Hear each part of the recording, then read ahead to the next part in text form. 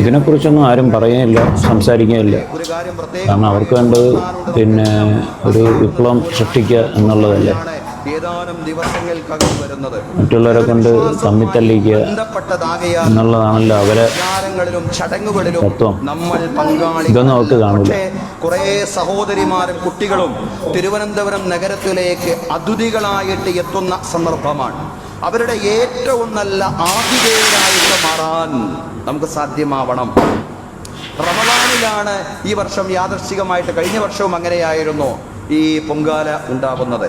ഏതായാലും റമദാനിൻ്റെതായ ഏറ്റവും നല്ല സന്തോഷത്തിൻ്റെ, സാഹോദര്യത്തിൻ്റെ, സ്നേഹത്തിൻ്റെ അനുഭവങ്ങൾ അവർക്ക് സമ്മാനിക്കുവാൻ, നമ്മുടെ സഹോദരിമാർക്കും അതുപോലെ തന്നെ അവരുടെ കുട്ടികൾക്കും സമ്മാനിക്കുവാൻ നമുക്ക് സാധ്യമാവണം. കുടിവെള്ളവും റമദാൻ വിഭവങ്ങളുമെല്ലാം അവർക്ക് നാം സമ്മാനിക്കണം. അവർക്ക് വിശ്രമിക്കാൻ സൗകര്യം ചെയ്തു കൊടുക്കണം. നമ്മുടെ മസ്ജിദുകളും വീടുകളുമെല്ലാം അവരുടെ മുമ്പിൽ പൂർണ്ണമായും തുറക്കപ്പെടുന്ന ഒരു സാഹചര്യം തീർച്ചയായും ഉണ്ടാവേണ്ടതുണ്ട്. സ്നേഹവും സാഹോദര്യവും.